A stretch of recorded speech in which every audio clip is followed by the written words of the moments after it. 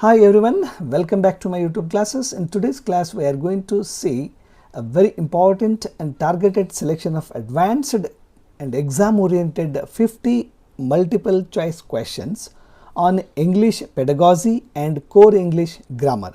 ನನ್ನೆಲ್ಲ ಆತ್ಮೀಯ ವಿದ್ಯಾರ್ಥಿ ಮಿತ್ರರೇ ತಮ್ಮೆಲ್ಲರಿಗೂ ಸ್ವಾಗತ. ಇವತ್ತಿನ ಒಂದು ವಿಡಿಯೋದಲ್ಲಿ ನಾವು HSTR ಮತ್ತು GPSTR ಶಿಕ್ಷಕರ ನೇಮಕಾತಿ ಪರೀಕ್ಷೆಗೆ ಒಂದು ಸಿದ್ಧತೆಯನ್ನು ಮಾಡ್ಕೊಳ್ತಾ ಇರ್ತೀರಿ. ನಿಮ್ಮ ಸಿದ್ಧತೆಗೆ ಪೂರಕವಾಗಿ ನಾನೊಂದಿಷ್ಟು ಇಂಪಾರ್ಟೆಂಟ್ ಆ್ಯಂಡ್ ವೆರಿ ಎಕ್ಸ್ಪೆಕ್ಟೆಡ್ ಅಂದರೆ ಬಹು ನಿರೀಕ್ಷಿತ ಪ್ರಶ್ನೆಗಳನ್ನು ನಿಮ್ಮ ಜೊತೆ ಹಂಚ್ಕೊಳ್ತಾ ಇದ್ದೀನಿ ಸ್ನೇಹಿತರೆ. Let's look at the topic then. A teacher introduces a structural pattern by providing multiple situational examples allowing learners to infer the underlying grammatical rule by themselves. Which method is being practiced ಅಂತ ಕೇಳಿದ್ದಾರೆ. Whether it is deductive method, inductive method, incidental method, structural approach ಅಂತ ಕೇಳಿದ್ದಾರೆ. ಇಲ್ಲಿ the right answer for this question is that is inductive method. ಅಂದರೆ ಅನುಗಮನ ಪದ್ಧತಿ ಅಂತ ಕರಿತೀವಿ ನಾವು ಇಂಗ್ಲೀಷ್ನಲ್ಲಿ, ಕನ್ನಡದಲ್ಲಿ. ಸೊ ಇಲ್ಲಿ the inductive method proceeds from specific examples to general rules. ಅಂದರೆ ಎಕ್ಸಾಂಪಲಿಂದ ರೂಲ್ ಓರಿಯೆಂಟೆಡ್ ಒಂದು method. It's a child centered approach that fosters divergent thinking and discovery learning. ಅಂದರೆ ಅನುಗಮನ ಪದ್ಧತಿಯು ಒಂದು ನಿರ್ದಿಷ್ಟ ಉದಾಹರಣೆಗಳಿಂದ ಪ್ರಾರಂಭವಾಗಿ ಸಾಮಾನ್ಯ ನಿಯಮಗಳ ಕಡೆಗೆ ಸಾಗುವಂಥದ್ದು. ಇಲ್ಲಿ ವಿದ್ಯಾರ್ಥಿಗಳೇ ಸ್ವತಃ ನಿಯಮಗಳನ್ನು ರೂಪಿಸಿಕೊಂಡು ಕಲಿಯಲು ಇದು ಸಹಾಯವನ್ನು ಮಾಡುತ್ತದೆ. So that is the right answer. Let's move on to the next question. According to Noam Chomsky, the structural system responsible for rapid language acquisition in young children is known as ಅಂತ ಕೇಳಿದ್ದಾರೆ. Whether it is language acquisition device, behavioral conditioning, zone of proximal development and universal grammar engine ಅಂತ ಕೇಳಿದ್ದಾರೆ. ಇಲ್ಲಿ the right answer for this question is language acquisition device, that is LAD is the right answer.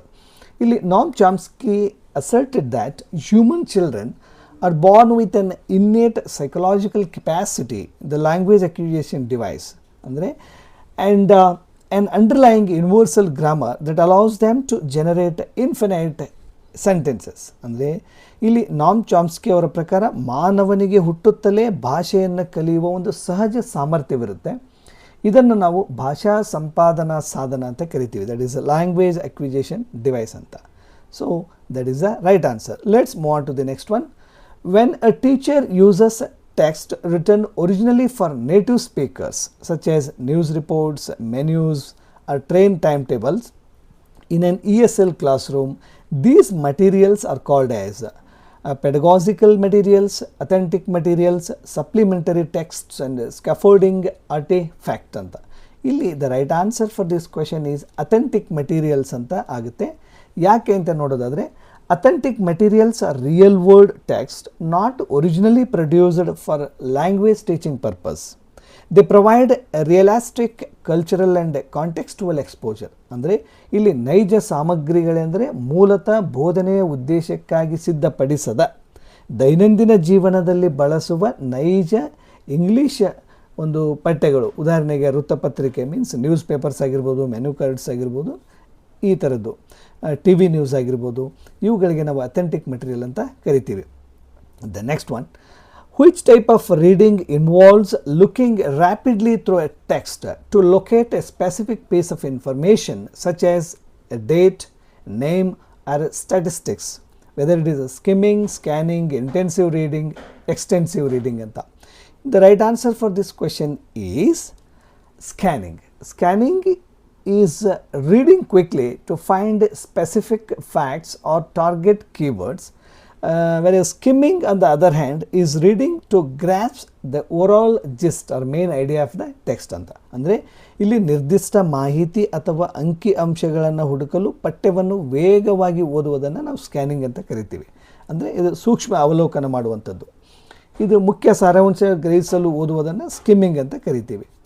Then a diagnostic test in English language teaching is primarily conducted to assess the final proficiency level of learners at the end of the term, identify the specific learning gaps, strengths and weaknesses of the learners, grade students into different sections based on merit, and evaluate the effectiveness of the text books used ಅಂತ ಕೇಳಿದ್ದಾರೆ. ಇಲ್ಲಿ the right answer for this question is diagnostic test ಅಂದರೆ ಒಂದು ಸಮಸ್ಯೆಗಳನ್ನು ಪತ್ತೆ ಹಚ್ಚುವಂಥ ಪರೀಕ್ಷೆ ಅಂತ ಕರಿತೀವಿ. ಅದು it's nothing but option B is the right answer. ಇಲ್ಲಿ diagnostics test aim to pinpoint precise learning difficulties.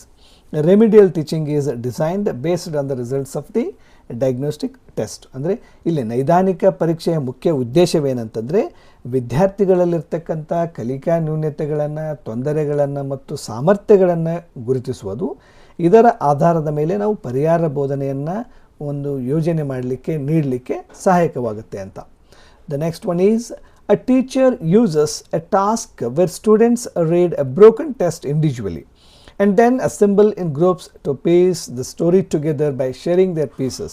This technique is called as direct dictation, jigsaw reading, guided composition and choral reading anta kelidare.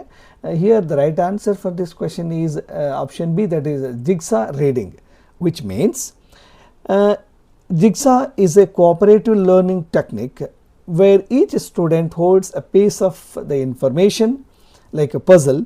They must communicate to build the complete text, heavily fostering authentic interactions. ಅಂದರೆ ಇಲ್ಲಿ ಜಿಗ್ಸಾ ಓದುವಿಕೆ ಅನ್ನೋದು ಒಂದು ಸಹಕಾರಿ ಕಲಿಕಾ ಪದ್ಧತಿ. ಇಲ್ಲಿ ಪಠ್ಯದ ಬೇರೆ ಬೇರೆ ಭಾಗಗಳನ್ನು ವಿದ್ಯಾರ್ಥಿಗಳಿಗೆ ನಾವು ಹಂಚಲಾಗುತ್ತದೆ. ನಂತರ ಎಲ್ಲರೂ ಒಟ್ಟಿಗೆ ಸೇರಿ ಚರ್ಚಿಸಿ ಇಡೀ ಪಠ್ಯವನ್ನು ಪೂರ್ಣಗೊಳಿಸುವಂಥ ಒಂದು method. Therefore option B is the right one. Let's move on to the next one. Under the continuous and comprehensive evaluation, that is CCE pattern, assessment for learning corresponds to which of the following anta kelidare. Illi assessment for learning andre yaudu, whether it is summative assessment, formative assessment, peer to peer review only, term and examination anta kelidare. As we all know that it's nothing but the formative assessment. Means assessment for learning happens during the instructional process to monitor student learning and provide ongoing feedback. And then assessment of learning happens at the end. ಅದು summative ಅದು.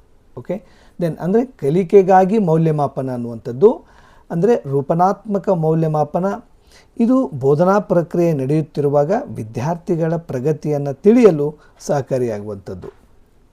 Then next one is which of the following is a productive skill, also known as expressive or active skill ಅಂತ ಕರಿತೀವಿ.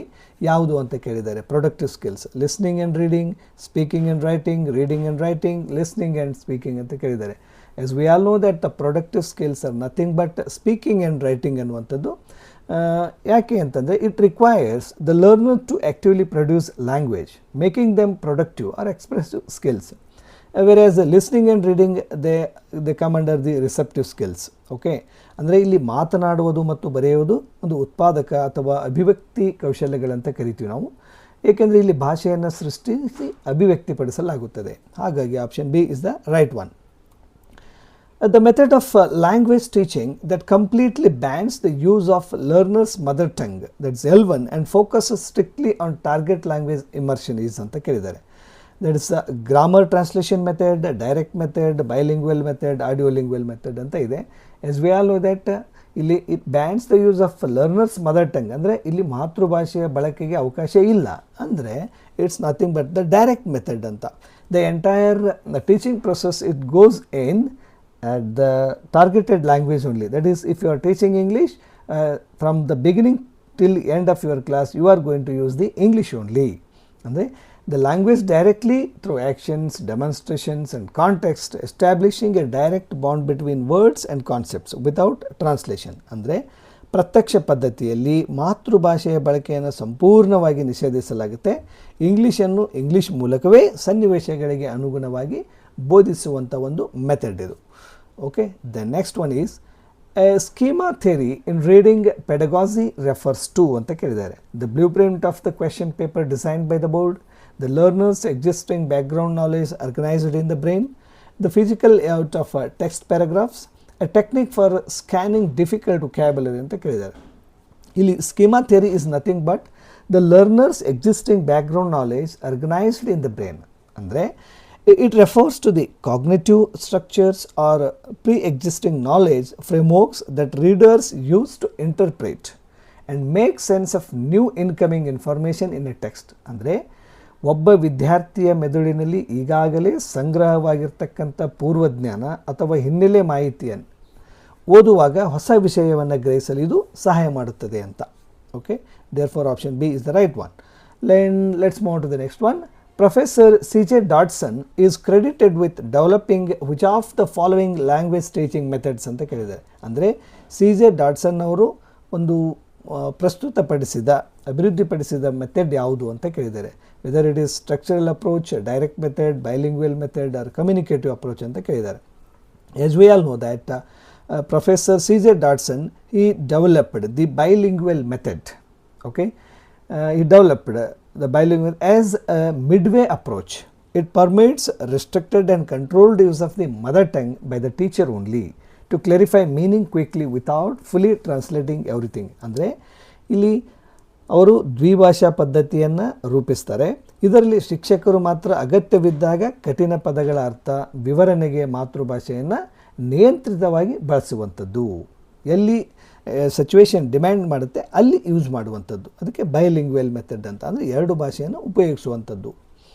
The next one, phoneme refers to the smallest unit of meaning in a language, sound in a language, grammar structure, written script ಅಂತ ಇದೆ. It's nothing but phoneme ಅಂತ ಬಂದರೆ it's refers to the sound in a language.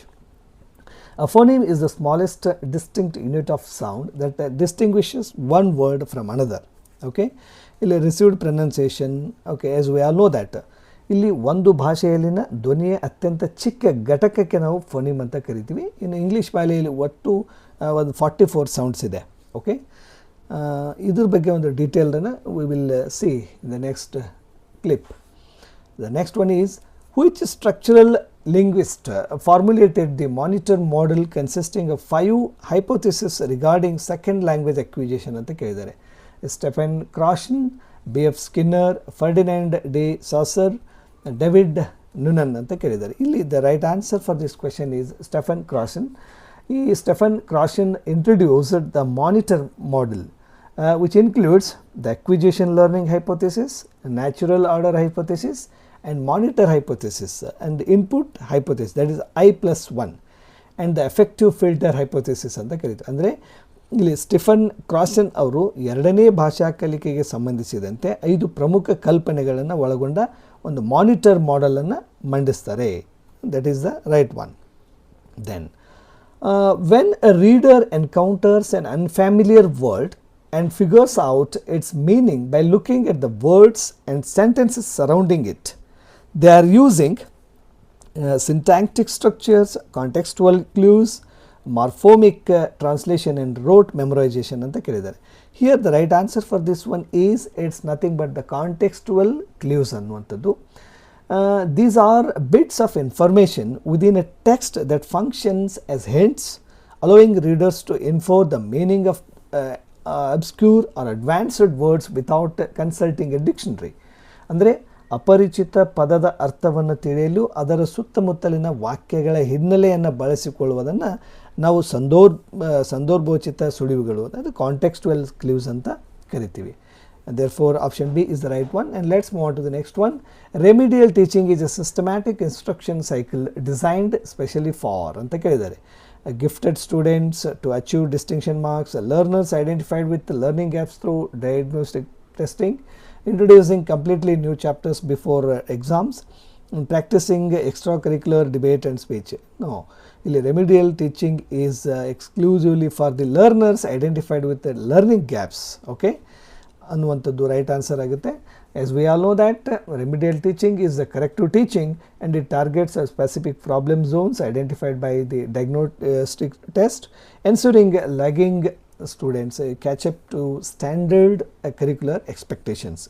ಅಂದರೆ ಇಲ್ಲಿ ಪರಿಹಾರ ಬೋಧನೆ ಅನ್ನುವಂಥದ್ದು ಕಲಿಕೆಯಲ್ಲಿ ಹಿಂದುಳಿದ ಅಥವಾ ನೈದಾನಿಕ ಪರೀಕ್ಷೆಯ ಮೂಲಕ ನಾವು ಕಲಿಕಾ ಲೋಪಗಳನ್ನು ಒಂದೂವರೆಂದು ಗುರುತಿಸಲ್ಪಟ್ಟಿರ್ತಾರಲ್ಲ ಅಂಥ ವಿದ್ಯಾರ್ಥಿಗಳಿಗೆ ನೀಡಲಾಗ್ತಕ್ಕಂಥ ಒಂದು ವಿಶೇಷ ಬೋಧನೆಯಾಗಿದೆ. And the next one is which component of grammar deals with the rules governing the structure and ordering of sentences ಅಂತ ಕೇಳಿದ್ದಾರೆ. Whether it is morphology, semantics, syntax and fragmatics ಅಂತ ಕೇಳಿದ್ದಾರೆ. Here the nothing but it's syntax. As we all know that it's a branch of linguistics covering sentence structure and word order. Morphology deals with the word formation, semantics deals with literal meaning, whereas pragmatics deals with contextual meaning. ಅಂದರೆ ಇಲ್ಲಿ ವಾಕ್ಯ ರಚನೆ ಮತ್ತು ಪದಗಳ ಜೋಡಣೆಯ ನಿಯಮಗಳನ್ನು ಅಧ್ಯಯನ ಮಾಡುವ ಶಾಸ್ತ್ರವನ್ನು ನಾವು ಸಿಂಟ್ಯಾಕ್ಸ್ ಅಂತ ಕರಿತೀವಿ. Okay, controlled composition exercises are highly beneficial during early writing instructions because they allow absolute freedom of expression to creative writers, minimize the chances of students making structural and grammatical errors, and do not require any supervision or correction by the teacher, maximize the length of written composition ಅಂತ ಕೇಳಿದ್ದಾರೆ. ಇಲ್ಲಿ controlled composition is nothing but it minimizes the chances of students making structural and grammatical errors. Okay, ಇಲ್ಲಿ controlled composition gives students a fixed frame or a specific clues like changing tenses or completing skeletons, ಅಂದರೆ preventing structural errors while building fundamental writing mechanics. ಅಂದರೆ ಇಲ್ಲಿ ನಿಯಂತ್ರಿತ ಪ್ರಬಂಧ ರಚನೆ ಅಭ್ಯಾಸಗಳು ವಿದ್ಯಾರ್ಥಿಗಳಿಗೆ curd ಚೌಕಟ್ಟನ್ನು ಒದಗಿಸುವ ಮೂಲಕ ವ್ಯಾಕರಣ ಮತ್ತು ವಾಕ್ಯ ರಚನೆಯ ತಪ್ಪುಗಳನ್ನು ಕನಿಷ್ಠಗೊಳಿಸಲು ಕಡಿಮೆಗೊಳಿಸಲು ಸಹಾಯ ಮಾಡುವಂಥ ಒಂದು ಮೆಥಡ್ ಮೀನ್ಸ್. ಓಕೆ, ಅದಕ್ಕೆ ನಾವು ಕಂಟ್ರೋಲ್ಡ್ ಕಾಂಪೋಸಿಷನ್ ಎಕ್ಸರ್ಸೈಸ್ ಅಂತ ಕರಿತೀವಿ. Let's move on to the next one. The grammar translation method places its highest pedagogical premium on developing listening comprehension and native pronunciation, a spontaneous communicative competency, reading and writing skills through classical text analysis, a dramatic role play and physical storytelling ಅಂತ ಇದೆ. The grammar translation method, it places reading and writing skills through classical text analysis ಅಂತ ಆಗುತ್ತೆ. Means ಇಲ್ಲಿ ವ್ಯಾಕರಣ ಅನುವಾದ ಪದ್ಧತಿಯು ಮೂಲತಃ ಓದುವ ಮತ್ತು ಬರೆಯುವ ಕೌಶಲ್ಯಗಳಿಗೆ ಹೆಚ್ಚಿನ ಆದ್ಯತೆಯನ್ನು ನೀಡುತ್ತೆ. ಇಲ್ಲಿ ಮಾತನಾಡುವ ಮತ್ತು ಆಲಿಸುವ ಕೌಶಲ್ಯಗಳನ್ನು ನಿರ್ಲಕ್ಷಿಸಲಾಗುತ್ತದೆ ಅನ್ನುವಂಥದ್ದು right answer. Let's move to the next one.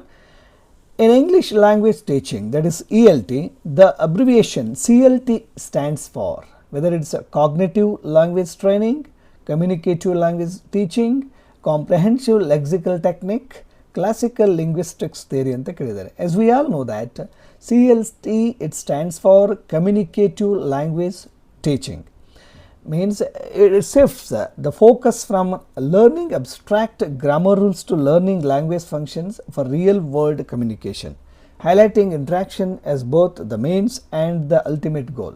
ಅಂದರೆ ಇಲ್ಲಿ ಕಮ್ಯುನಿಕೇಟಿವ್ ಲ್ಯಾಂಗ್ವೇಜ್ ಟೀಚಿಂಗ್ ಅನ್ನುವಂಥದ್ದು ಇದು ಭಾಷೆಯ ನಿಯಮಗಳಿಗಿಂತ ಹೆಚ್ಚಾಗಿ ನಿತ್ಯ ಜೀವನದಲ್ಲಿ ಒಂದು ಸಂವಹನ ಕಮ್ಯುನಿಕೇಷನ್ ನಡೆಸುವ ಸಾಮರ್ಥ್ಯಕ್ಕೆ ಒತ್ತು ನೀಡುವಂಥದ್ದು, ಸ್ಪೋಕನ್ ಇಂಗ್ಲೀಷಿಗೆ ಒತ್ತು ನೀಡುವಂಥದ್ದು ಅಂತ ಅರ್ಥ. The next one is a linguistic element that is attached to the beginning of a root word to alter its meaning is classified as a suffix, prefix, infix, morpheme, boundary ಅಂತ ಕೇಳಿದ್ದಾರೆ. Here the linguistic element that is attached to the beginning of a root word ಅಂತ ಕೇಳ್ತಾರೆ. that is nothing but the prefix ಅನ್ನುವಂಥದ್ದು. ಅಂದರೆ ಒಂದು ಶಬ್ದದ ಮೊದಲಲ್ಲಿ ಒಂದಿಷ್ಟು ಲೆಟರ್ಸನ್ನು add ಮಾಡೋದ್ರ ಮೂಲಕ ಆ ಒಂದು ಪದದ ಅರ್ಥವನ್ನು ಚೇಂಜ್ ಮಾಡ್ತೀವಿ ನಾವು. Okay, that is prefix. ಈಗ ಹ್ಯಾಪಿ ಇದ್ದರೆ ಅನ್ಹ್ಯಾಪಿ ಅನ್ನುವಂಥದ್ದು like this. So an affix attached to the front of a base root word is a prefix.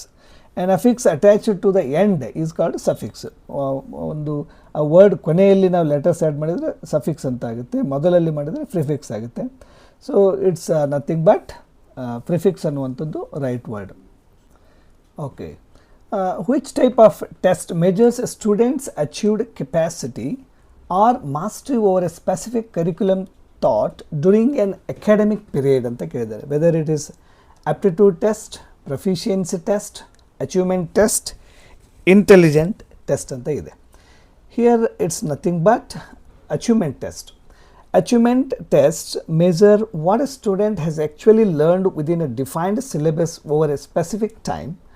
Aptitude tests predict future potential. ಅಂದರೆ ಒಂದು ನಿರ್ದಿಷ್ಟ ಅವಧಿಯಲ್ಲಿ ಬೋಧಿಸಿದ ಪಠ್ಯಕ್ರಮವನ್ನು ವಿದ್ಯಾರ್ಥಿಗಳು ಎಷ್ಟರ ಮಟ್ಟಿಗೆ ಸಾಧಿಸಿದ್ದಾರೆ ಎಂಬುದನ್ನು ಅಳೆಯುವ ಪರೀಕ್ಷೆಯನ್ನು ನಾವು ಸಾಧನಾ ಪರೀಕ್ಷೆ ಅಥವಾ ಅಚೀವ್ಮೆಂಟ್ ಟೆಸ್ಟ್ ಎಂದು ಕರೆಯುತ್ತೇವೆ. ಹಾಗಾಗಿ option C is the right one. And reading extensive text for pleasure, entertainment and general global appreciation without focusing on minute grammatical structures is called as intensive reading, extensive reading, critical reading, micro reading ಅಂತ. See, reading extensive text for pleasure ಅಂತ ಬಂದರೆ, entertainment ಅಂತ ಬಂದರೆ, it's nothing but the extensive reading ಅನ್ನುವಂಥದ್ದು right answer. As we all know that extensive reading involves reading longer texts, novels, short stories, etc. out of class for enjoyment and overall comprehension, helping build long-term implicit vocabulary acquisition ಅಂತ. ಅಂದರೆ ಕೇವಲ ಸಂತೋಷಕ್ಕಾಗಿ, ಮನರಂಜನೆಗಾಗಿ ಅಥವಾ ಸಾಮಾನ್ಯ ಜ್ಞಾನಕ್ಕಾಗಿ ಕತೆ, ಕಾದಂಬರಿ ಪುಸ್ತಕಗಳನ್ನು ವ್ಯಾಪಕವಾಗಿ ಓದುವುದನ್ನು ನಾವು ವಿಸ್ತಾರ ಓದುವಿಕೆ ಅಂತ ಕರಿತೀವಿ. The next one is, according to the structural approach to English teaching, a structure implies the morphological derivation of verbs, an arrangement of words in a specific pattern to convey meaning, the layout of a language laboratory, then synchronic vocabulary categories ಅಂತ ಕೇಳಿದ್ದಾರೆ. ಇಲ್ಲಿ the right answer for this question is, that is option B, an arrangement of words in a specific pattern to convey meaning. Means the structural approach emphasizes selected and graded language patterns. A structure is a tool-like arrangement of words to frame meaningful sequences. Around 275 structures form the core of early ELT. ಅಂದರೆ ಇಲ್ಲಿ ರಚನಾತ್ಮಕ ವಿಧಾನದ ಪ್ರಕಾರ ರಚನೆ ಎಂದರೇನು, ಅರ್ಥಪೂರ್ಣವಾದ ವಾಕ್ಯವನ್ನು ರೂಪಿಸಲು ಪದಗಳನ್ನು ಒಂದು ನಿರ್ದಿಷ್ಟ ಮಾದರಿಯಲ್ಲಿ ಜೋಡಿಸುವಂಥದ್ದಕ್ಕೆ ನಾವು ಏನಂತ ಕರಿತೀವಿ, that is an arrangement of words in a specific pattern to convey meaning. Okay, that is the right answer. The next one is, when errors persist in a second language learner's speech despite continuous feedback and become fixed habits, the process is known as ಅಂತ ಕೇಳಿದ್ದಾರೆ. Language transfer, fossilization, interlanguage decay, over generalization ಅಂತ ಕೇಳಿದ್ದಾರೆ. The right answer for this is option B, that is fossilization ಅಂತ ಕರಿತೀವಿ. ಈ fossilization refers to the process where incorrect linguistic features become permanently ingrained in learners second language competence, defying corrective instruction. ಅಂದರೆ ಭಾಷಾ ಕಲಿಕೆಯಲ್ಲಿ ತಪ್ಪುಗಳನ್ನು ತಿದ್ದಿದಾಗಲೂ ಅವು ಶಾಶ್ವತವಾಗಿ ಉಳಿದು ಅಭ್ಯಾಸವಾಗಿ ಬಿಡುವುದನ್ನು ನಾವು ಭಾಷಾಶಾಸ್ತ್ರದಲ್ಲಿ ಫಾಸಿಲೈಸೇಷನ್ ಅಂತ ಕರಿತೀವಿ. So therefore option B is the right one. Next one is, dictation is an effective interrogative testing technique because it simultaneously assesses a student's pronunciation, public speaking skills and vocabulary choice, or listening comprehension, speaking knowledge and syntax awareness, creative plot design and semantic style, reading speeds and physical handwriting decoration ಅಂತ ಕೇಳಿದ್ದಾರೆ. Dictation is an effective interrogative testing means it's listening comprehension, special or spelling knowledge and syntax awareness. ಅಂದರೆ dictation requires students to decode acoustic speech signals, that is listening, convert them into written symbols using orthographic rules, that is spelling, and recognize phrase boundaries like syntax. ಅಂದರೆ ಶ್ರುತಲೇಖನವು dictation ಅನ್ನುವಂಥದ್ದು ಏಕಕಾಲದಲ್ಲಿ ವಿದ್ಯಾರ್ಥಿಯ ಆಲಿಸುವ ಸಾಮರ್ಥ್ಯವನ್ನು, ಕಾಗುಣಿತದ ಸ್ನಾನವರ್ತವನ್ನು, ತತ್ವಜ್ಞಾನವನ್ನು, ವಾಕ್ಯ ರಚನೆಯ ತಿಳುವಳಿಕೆಯನ್ನು ಮೌಲ್ಯಮಾಪನ ಮಾಡಲು ಬಳಸತಕ್ಕಂಥ ಅತ್ಯುತ್ತಮ ಒಂದು ಸಾಧನವಾಗಿದೆ ಅಂತ ನಾವು ಹೇಳ್ಬೋದು. The next one is, identify the grammatically correct sentence demonstrating the appropriate sequence of tenses and conditionals ಅಂತ ಕೇಳಿದ್ದಾರೆ. ಇಲ್ಲಿ ಒಂದು ಗ್ರಾಮರ್ ಮೇಲೆ ಕೇಳ್ತಕ್ಕಂಥ ಕ್ವೆಶನ್ನು ನಮ್ಗೆ ಗೊತ್ತಿದೆ, ಇಫ್ ಕ್ಲಾಸು, ಅದರ ಮೇಲೆ ಒಂದು ಪ್ರಶ್ನೆ ಇದೆ ಇಲ್ಲಿ. If C would have studied order she wood pass the exam ಅಂತ ಇದೆ. ಇದು ಕೂಡ ಒಂದು ಟೆನ್ಸ್ ಫಾರ್ಮೆಟ್ ಸರಿಯಾಗಿಲ್ಲ. If she had studied order she would have passed the exam. If C studied order C will pass, again this is also incorrect.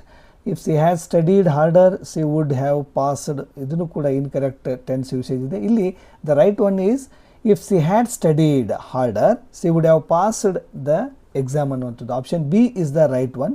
ಇದು ಒಂದು if ಕ್ಲಾಸದ third ಕಂಡೀಷನಲ್ಲಿದೆ.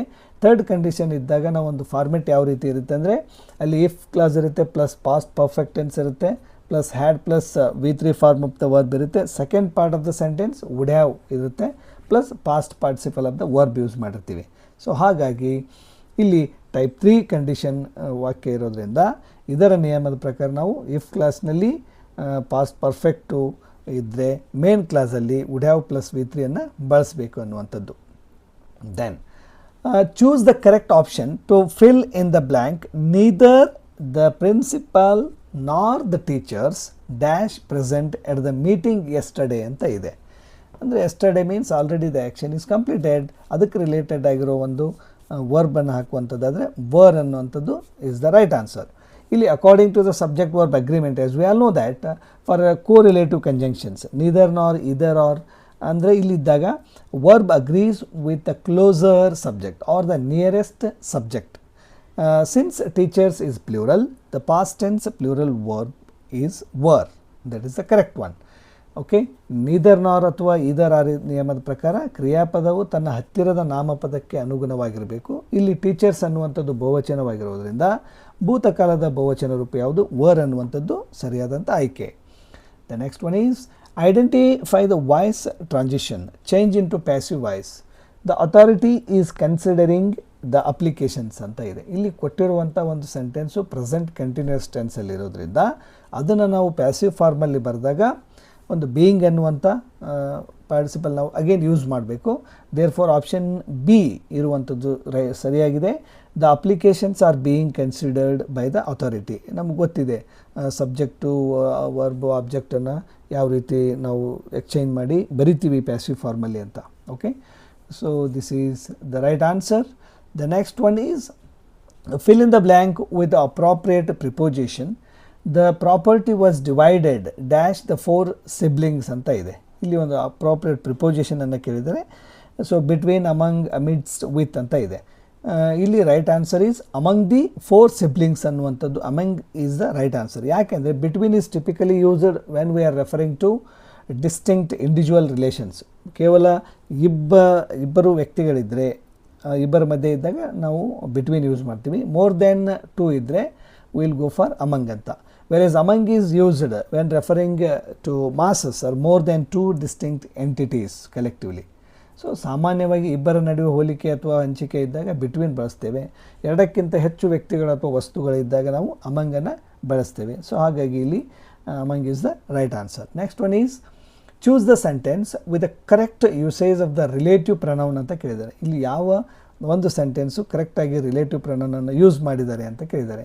The man which stole the bicycle has been arrested. The man whom stole the bicycle has been arrested. The man who stole the bicycle has been arrested. The man whose stole the bicycle has been arrested ಅಂತ. ಇಲ್ಲಿ relative pronoun ಸರಿಯಾಗಿರುವಂಥದ್ದು option C, the man who stole the bicycle has been arrested ಅನ್ನುವಂಥದ್ದು ಸರಿಯಾದಂಥ ಆಯ್ಕೆಯಾಗುತ್ತೆ. As we all know that who is a subjective relative pronoun used to refer to the person performing the action. Okay, so ಹಾಗಾಗಿ ಇಲ್ಲಿ ವ್ಯಕ್ತಿಗಳನ್ನು ಕರ್ತೃರೂಪದಲ್ಲಿ ಸೂಚಿಸಲು ಹೂ ಅನ್ನುವಂಥ ಒಂದು ಸಂಬಂಧ ಸೂಚಕ ಸರ್ವನಾಮವನ್ನು ಬಳಸ್ತೀವಿ. ಸೊ ವಸ್ತುಗಳಿಗೆ ಹುಚ್ಚ ಅಂತ ನಾವು ಬಳಸ್ತೀವಿ. Therefore, option C is the right one. The next one is fill in the blank with the correct form of the verb ಅಂತ ಕೇಳಿದ್ದಾರೆ. The jury dash divided in their opinions regarding the verdict was, were, is, has been ಅಂತ. ಇಲ್ಲಿ the jury ಅನ್ನುವಂಥದ್ದು ಒಂದು singular ಇರೋದ್ರಿಂದ the jury were. Okay, ಇಲ್ಲಿ subject ಏನಾಗಿದೆ, jury ಅನ್ನುವಂಥದ್ದು ಪ್ಲೂರಲ್ ಇದೆ. ಜುರಿ ಅಂದರೆ it's a sort collective noun ಇದೆ. It takes a singular verb when operating as a single unit ಇದ್ದರೆ. But a plural verb when the individual members act separately or holding conflicting opinions ಇದ್ದಾಗ, ಇಲ್ಲಿ ಸಮೂಹವಾಚಕ ನಾಮಪದಗಳಂತ ಕರಿತೀವಿ ನಾವು. Collective noun ಇದ್ದಾಗ ಅದು ಒಂದೇ ಘಟಕವಾಗಿ ಕೆಲಸ ಮಾಡುವಂಥ ಸಂದರ್ಭದಲ್ಲಿ ಏಕವಚನ ಕ್ರಿಯಾಪದವನ್ನು ತೆಗೆದುಕೊಳ್ತೇವೆ. ಆದರೆ ಅವುಗಳ ಸದಸ್ಯರಲ್ಲಿ ಭಿನ್ನಾಭಿಪ್ರಾಯವಿದ್ದಾಗ ಅಥವಾ ಪ್ರತ್ಯೇಕವಾಗಿ ಕಾರ್ಯನಿರ್ವಹಿಸ್ತಾ ಇದ್ದಾಗ ಬಹುವಚನ ಕ್ರಿಯಾಪದವನ್ನು ವರ್ ಅಂತ ಬಳಸಬೇಕು. That is option B is the right one. Next one is choose the option that changes the following into indirect speech ಅಂತ ಕೇಳಿದ್ದಾರೆ. He said to me where are you going ಅಂತ. ಇದನ್ನು ಒಂದು reported speech ಅಥವಾ indirect ಸ್ಪೀಚಲ್ಲಿ ಬರೆದಾಗ ಯಾವ ರೀತಿ ಆಗುತ್ತೆ ಅಂತ ಕೇಳಿದ್ದಾರೆ. ನಮಗೆ ಗೊತ್ತಿದೆ ಇಲ್ಲಿ ಟೆನ್ಸಸ್ ಚೇಂಜ್ ಆಗುತ್ತೆ, ಪ್ರನೌನ್ಸ್ ಚೇಂಜ್ ಆಗ್ತವೆ, place related time related words change ಆಗ್ತವೆ. ಇದ್ರದ್ದು ಒಂದು ಡೀಟೇಲ್ ವಿಡಿಯೋನು ಕೂಡ you can watch it in my YouTube channel. So ಇಲ್ಲಿ he said to me where you are going ಅಂತಿದೆ. He asked me where I was going ಅನ್ನುವಂಥದ್ದು. Option B is the right one. Okay, then next one is identify the part of speech of the underlined word. The fast train arrived late but he ran fast to catch it ಅಂತ. ಇಲ್ಲಿ the fast train arrived late ಅನ್ನುವಂಥದ್ದಿದೆ, but he ran fast to catch it. He ran fast ಅನ್ನುವಂಥದ್ದು underline ಇದೆ. So ಇಲ್ಲಿ ಸರಿಯಾದಂಥ ಆಯ್ಕೆ ಅಂತ ನೋಡೋದಾದರೆ adjective and adverb ಆಗುತ್ತೆ. ದ ಫಾಸ್ಟ್ ಟ್ರೈನ್ ಅನ್ನುವಂಥದ್ದು ಅಡ್ಜೆಕ್ಟಿವ್ ಆಗುತ್ತೆ. It modifies the noun train. And in the second, ran fast ಅನ್ನುವಂಥದ್ದು fast modifies the action verb ran. Therefore, note that fastly is incorrect ಇಲ್ಲಿ. ಯಾಕೆ ಅಂತಂದರೆ ಮೊದಲನೇ ಪ್ರಯೋಗದಲ್ಲಿ ಫಾಸ್ಟ್ ಟ್ರೈನ್ ಅಂತ ಯೂಸ್ ಮಾಡಿದ್ದಾರೆ. ಸೊ ಹಾಗಾಗಿ ಅದು ಒಂದು ಅಡ್ಜೆಕ್ಟಿವ್ ಆಗುತ್ತೆ. ಸೆಕೆಂಡಲ್ಲಿ ರ್ಯಾನ್ ಫಾಸ್ಟ್ ಅಂತ ಇದೆ, ಅದು ಒಂದು ಅಡ್ವರ್ಬ್ ಆಗುತ್ತೆ. So therefore, option A adjective and adverbs are the correct one. Then fill in the blank with the correct model auxiliary ಅಂತ ಕೇಳಿದ್ದಾರೆ. We dash respect our national flag and constitution, denoting a strong moral obligation ಯಾವುದು ಅಂತ. We can, we might, we ought to, would ಅಂತ ಕೇಳಿದ್ದಾರೆ.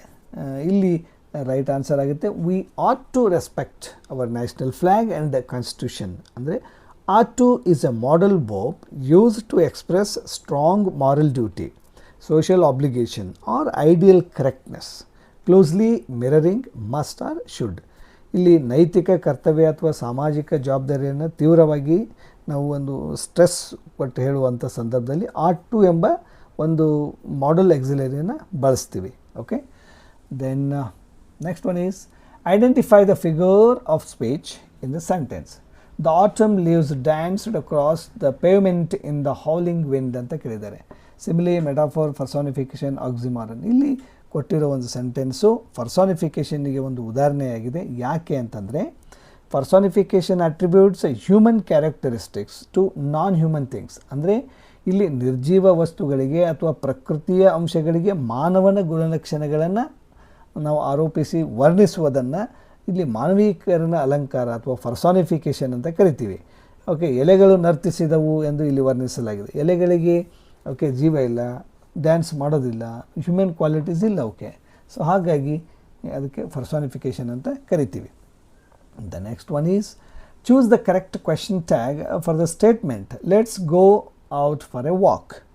Won't we, shall we, don't we, can we. ಇಲ್ಲಿ let's go out for a walk ಅನ್ನುವಂಥದ್ದು ಒಂದು imperative sentence ಇರೋದ್ರಿಂದ usually ನಾವು shall we ಅಂತ ಒಂದು ಕ್ವೆಶನ್ ಟ್ಯಾಗಿಂದ ಸ್ಟಾರ್ಟ್ ಮಾಡ್ತೀವಿ. Imperative sentences beginning with let's or let ಅಂತ ಇಂಪ್ಲಾಯಿಂಗ್ ಸಜೆಷನ್ ಆರ್ ಪ್ರಪೋಸಲ್ ಇದ್ದರೆ conventionally take the question tag shall we ಅನ್ನುವಂಥದ್ದು ಆಗುತ್ತೆ.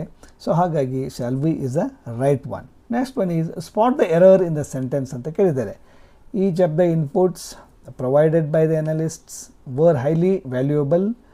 ಇಲ್ಲಿ whether it is no error, ಯಾವ ಪಾರ್ಟ್ ಎನಲ್ಲಿ ಎರರ್ ಇದೆಯಾ, part B, part C, part D ಅಂತ ಕೇಳಿದೆ, ಅಥವಾ ನೋ ಎರರ್ ಈ ಥರ ಇದೆ. So here each of the inputs ಅಂತ ಇದೆ ನೋಡಿ. ದೇರ್ ಪಾರ್ಟ್ ಸಿನಲ್ಲಿ ಒಂದು ವರ್ ಹೈಲಿ ವ್ಯಾಲ್ಯೂಯಬಲ್ ಅಂತ ಇದೆ. The pronoun each is distributively singular even if it is allowed by plural prepositional object. Okay, that of the inputs anta ide. The main subject remains singular requiring the singular helping verb was ಬರಬೇಕು. ಇಲ್ಲಿ var ಆಗಿದೆ ನೋಡಿ, var ಬದಲಿ was ಬರಬೇಕು. ಅಂದರೆ each of the inputs provided by the analysts was highly valuable ಅಂತ ಆಗಬೇಕು. Were ಪ್ಲೇಸಲ್ಲಿ ವಾಸ್ ಬರಬೇಕು. Okay, as we all know that remaining I have given the explanation. The next one is identify the clause type underlined in the bracket ಅಂತ ಕೇಳಿದ್ದಾರೆ. The man who arrived here yesterday is an old classmate of mine ಅಂತ ಕೇಳಿದ್ದಾರೆ. Whether it is a noun clause, adjective clause, adverb clause of time or coordinating clause ಅಂತ. ಇಲ್ಲಿ the man who arrived here yesterday ಅನ್ನುವಂಥದ್ದು the adjective clause or relative clause ಆಗುತ್ತೆ. So therefore option B is the right one. The bracketed clause modifies the noun the man, telling us exactly which man is being referred ಅಂತ. ಅಂದರೆ ಅವರದಲ್ಲಿರ್ತಕ್ಕಂಥ ಉಪವಾಕ್ಯ the man ಎಂಬ ನಾಮಪದವನ್ನು ವಿವರವಾಗಿ ವರ್ಣಿಸೋದ್ರಿಂದ ಇದು ಒಂದು ವಿಶೇಷಣ ಉಪವಾಕ್ಯ adjective class ಆಗುತ್ತೆ. Therefore option B is the right one. Next one is fill in the blank with the correct collective noun ಅಂತ ಕೇಳಿದ್ದಾರೆ. A dash of wolves, a pack of wolves chased the deer into the forest.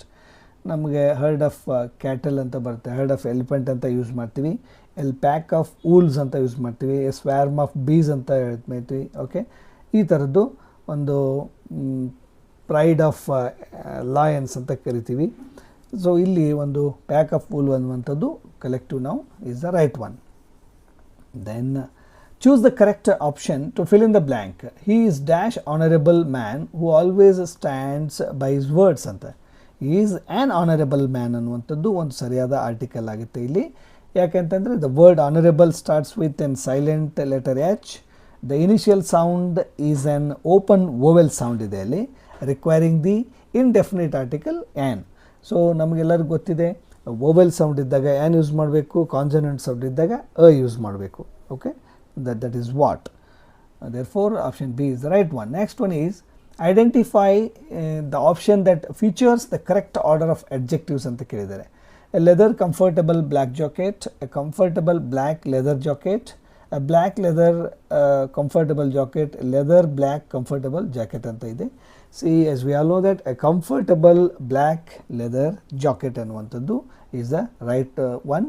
Therefore option B is the correct.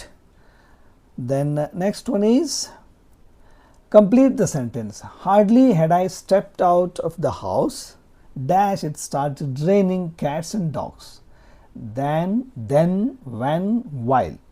ಇಲ್ಲಿ ಒಂದು ಸರಿಯಾದಂಥ ಆಯ್ಕೆ ಅಂತ ನೋಡೋದಾದರೆ it's hardly had I stepped out of the house when it started raining cats and dogs.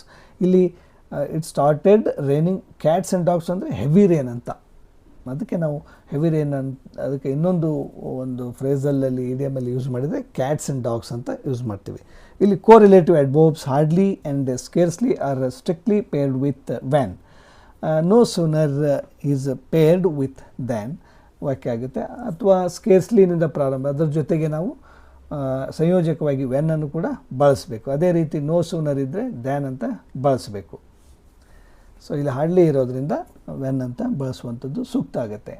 Next one convert from passive to active voice. Mistakes are often made by beginners ಅಂತ ಇದೆ.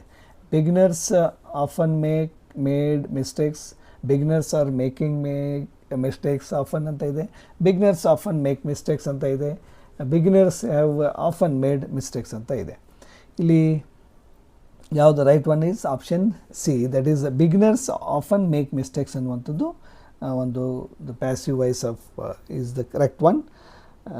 Okay, then let's move on to the next one. Fill in the blank with the appropriate preposition. The minister abstained dash voting on the controversial bill ಅಂತ ಇದೆ. From, to, with, by. Okay, ಇಲ್ಲಿ the minister abstained from voting ಅಂತ ಆಗುತ್ತೆ. ಯಾಕೆಂದರೆ the verb abstain takes fixed preposition from. Similarly refrain, prohibit and prevent are also followed by from ಅನ್ನುವಂಥದ್ದು. ಈ word ಇದ್ದರೆ refrain from, prohibit from, prevent from ಅಂತ ಅದು automatically followed from ಅನ್ನುವಂಥ ಒಂದು ಪ್ರಿಪೋಸಿಷನ್ನ ತೆಗೆದುಕೊಳ್ತವೆ. Therefore option A is the right one. Then identify the meaning of the underlined idiom. The management decided to call off the strike immediately. ಇಲ್ಲಿ call of ಅನ್ನುವಂಥದ್ದು ಒಂದು idiom ಏನಿದೆ ಅದರ ಮೀನಿಂಗ್ ಏನು ಅಂತ ಕೇಳಿದ್ದಾರೆ. To postpone to a later date, to cancel completely, to support openly, to initiate review ಅಂತ ಇದೆ. ಇಲ್ಲಿ call off and it's nothing but to cancel completely ಅಂತ. The match was called off due to heavy rain ಅಂತ ನಾವು ನೋಡಿರ್ತೀವಿ ಟಿ ವಿನಲ್ಲಿ. Okay, like that. The phrasal verb call off means to cancel something that was planned. Do not confuse with put off, which means to postpone ಅಂತ ಆಗುತ್ತೆ. So ಇಲ್ಲಿ ಒಂದು Call of ಎಂಬ ಒಂದು ನುಡಿಗಟ್ಟಿನ ಅರ್ಥ ರದ್ದುಗೊಳಿಸುವುದು ಅಂತ ಅರ್ಥ. ಅದೇ ರೀತಿ ಪುಟ್ ಆಫ್ ಅಂದರೆ ಮುಂದೂಡುವುದು ಅಂತ ಅರ್ಥ. Then next one is choose the sentence with a correct subjective mood. Uses expressing an unreal or hypothetical wish ಅಂತ. I wish I was a king, I wish I am a king, I wish I were a king, I wish I will be a king. ಇಲ್ಲಿ ಸರಿಯಾದಂಥದ್ದು I wish I were a king ಅನ್ನುವಂಥದ್ದು. Okay, ಅಂದರೆ the subjective mode is used to explore hypothetical, imaginary or conditional situations.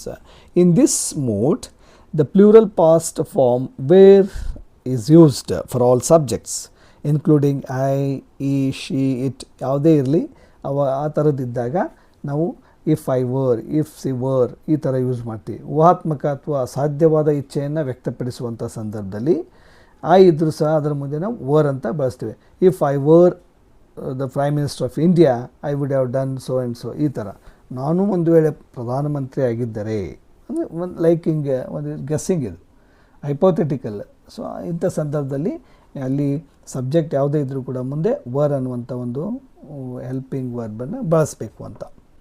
The next one is, what is the meaning of the prefix omni in words like omnipresent and omniscient?